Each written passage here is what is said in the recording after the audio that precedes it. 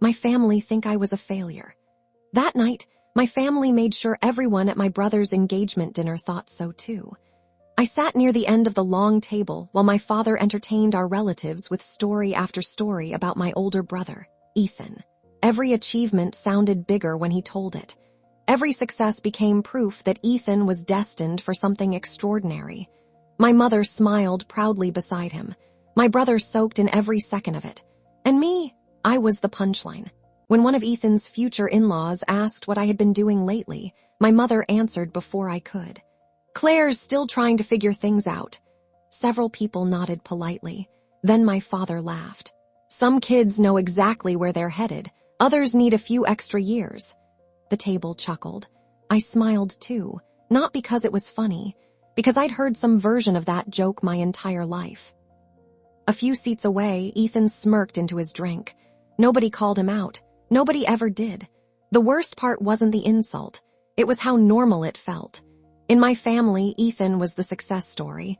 I was the cautionary tale. The child people discussed when they wanted to feel better about their own lives. As dinner continued, the stories became worse. My father talked about Ethan's promotion. My mother talked about his future home. Then Ethan casually mentioned how stressful it must be not knowing where your life was going. Several guests glanced toward me. The implication was obvious. I focused on my water glass and said nothing. Defending myself never worked. People only hear what they expect to hear. What nobody at that table knew was that 3 months earlier, I'd signed an agreement that would have changed the way every person in that room looked at me. But I couldn't talk about it. Not yet. So I let them keep talking. I let them keep believing. Across the table, Ethan's fiancée, Natalie, had been unusually quiet all evening. She wasn't laughing at the jokes. She wasn't joining the conversation. She was watching my parents, watching Ethan, watching me. At one point, my mother placed a hand on my shoulder and smiled at Natalie. "We just hope Claire finds something stable one day." Natalie's smile disappeared. For the first time all evening, she looked directly at me, not with pity, not with amusement, with curiosity. Then her eyes narrowed slightly, as if she'd suddenly recognized something. And a few minutes later, she asked a question that made my father stop smiling. A question that revealed she knew something nobody else at that table did. Natalie kept looking at me, not the way people usually did, not with sympathy, not with curiosity, with recognition. I noticed it immediately. My parents didn't. They were too busy talking about Ethan. My father launched into another story about Ethan's promotion, while my mother described the house he and Natalie planned to buy after the wedding. Everyone listened. Everyone smiled. Then my uncle laughed and pointed his fork toward me. "Maybe Ethan can find Claire a job when she's ready." Several people chuckled. Someone farther down the table added, "She's still figuring things out, right?" More laughter followed. I felt every eye turn toward me. My father grinned. "Claire's always marched to her own drum." The words sounded harmless. The tone wasn't. It was the same tone people used when discussing someone who had wasted their potential. I looked down at my glass. Let them talk. They always did. What none of them knew was that 3 months earlier, I'd spent 2 days in meetings negotiating a deal worth more than every car sitting in the restaurant parking lot combined. But explaining that now would sound like bragging. And honestly, I was tired of defending myself. Across the table, Natalie had gone completely silent. She wasn't even pretending to listen anymore. Her attention stayed fixed on me. Finally, she leaned forward slightly. "Claire," she said. The conversation paused. "What exactly do you do?" The question landed differently than the others. It wasn't small talk. It wasn't polite conversation. It felt deliberate. Before I could answer, Ethan laughed. "It's complicated." My mother nodded quickly. "Mostly technology projects."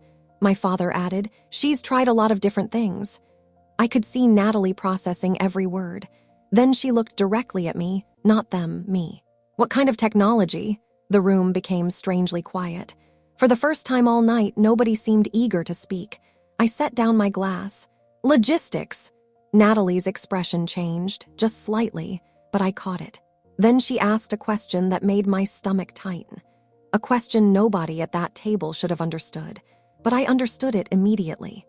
International supply chain optimization. And suddenly, I knew exactly why she had been staring at me all night. My stomach tightened.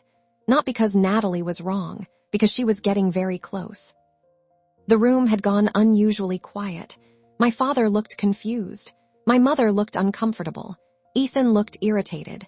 Natalie looked certain. She leaned back slightly and studied me for a moment.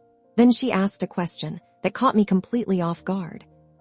Have you ever attended the Global Logistics Summit in Singapore?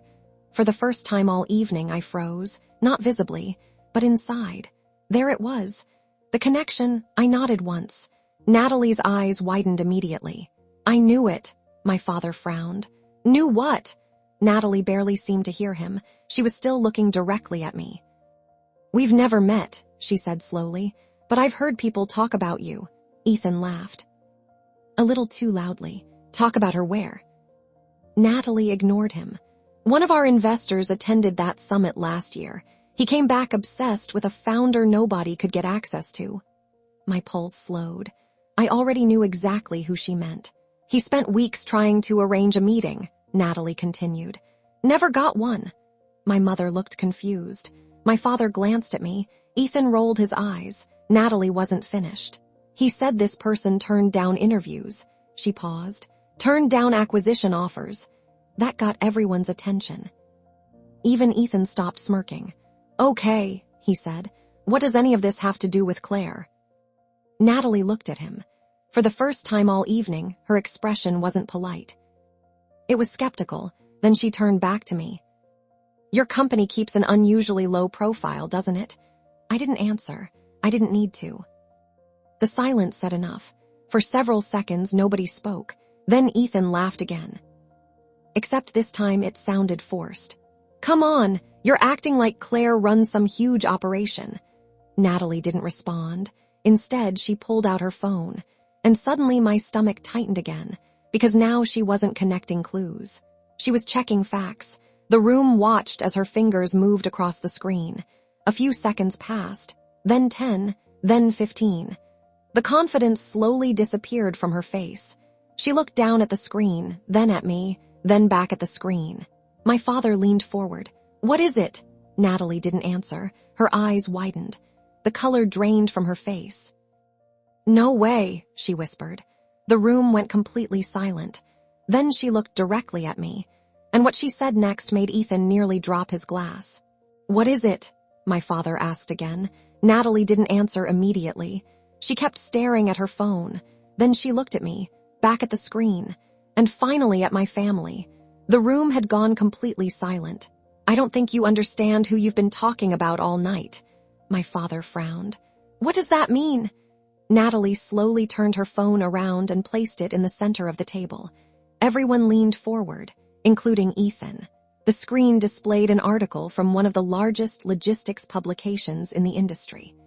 At the top was a headline about a rapidly growing supply chain platform that had been attracting attention from investors around the world. Beneath the headline was a name, Claire Morgan. Nobody moved. Nobody spoke. My mother's smile vanished instantly.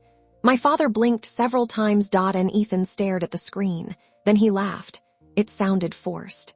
That's it. He pointed at the phone. There are probably thousands of people named Claire Morgan. Nobody joined his laughter. Natalie scrolled lower. The article mentioned the Singapore summit, the private investor presentation. The invitation-only meetings, details that weren't public knowledge, details connected directly to the conversation we just had. Ethan's smile disappeared. That doesn't prove anything either. His voice was sharper now, more desperate. My father looked at me.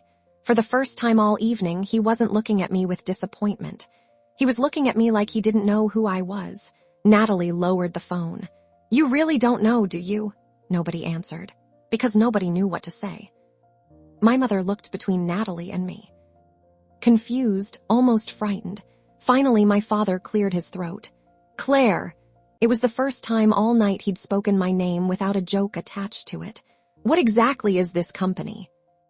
The table turned toward me. Not Natalie. Me, and for years I'd listened while everyone else explained my life for me. Now they were waiting for my answer. Ethan shook his head immediately. Come on. He laughed again, except this time nobody laughed with him. This is ridiculous. I looked directly at him. The same brother who had spent the entire evening treating me like a disappointment. Then I looked at my father. It's mine. The room froze. My mother stopped breathing. My father's face drained of color. And for the first time all night, Ethan didn't have a joke. He just stared at me. Because he was finally realizing the person he'd been mocking all evening wasn't who he thought she was. The room stayed silent after I said it. It's mine. Nobody moved. Nobody seemed to know what to do with that answer. My father stared at me. My mother looked like she was trying to replay the last several years in her head. Ethan was the first to recover. No, he shook his head. I don't buy it. There it was. One last attempt to save the version of reality he'd built his entire life around. If this was true, he said, looking around the table, why wouldn't she tell anyone? Several relatives glanced toward me. Waiting, for years I would have rushed to explain myself. Not anymore. I looked directly at Ethan. Because none of you ever asked. The words landed like a stone in water. Nobody spoke. Nobody laughed. My father lowered his eyes. My mother looked away, because they knew it was true. Every conversation had always been about who they thought I was, not who I actually was. My father finally cleared his throat. Why keep something like this from us? I took a slow breath. Then I gave him the answer I'd carried for years. I didn't keep it from you. The room went still. I stopped talking about my life because every time I tried, someone else explained it for me. Nobody interrupted. Nobody had a joke. Nobody had advice. I looked around the table, at my parents, at the relatives who had laughed when my father mocked me. Most of them couldn't even meet my eyes anymore. Then I looked at Ethan. For the first time all evening, nobody was looking at him. Not a single person. The spotlight he'd lived under his entire life had moved, and there was nothing he could do to get it back. He opened his mouth, then closed it again. No joke. No comeback. No argument, just silence. You all decided years ago that I was the failure, I said calmly. So eventually I stopped trying to convince you otherwise. My mother's eyes filled with tears. My father looked older than he had when the night started. Not because of the company, not because of success, because they had finally realized something much worse.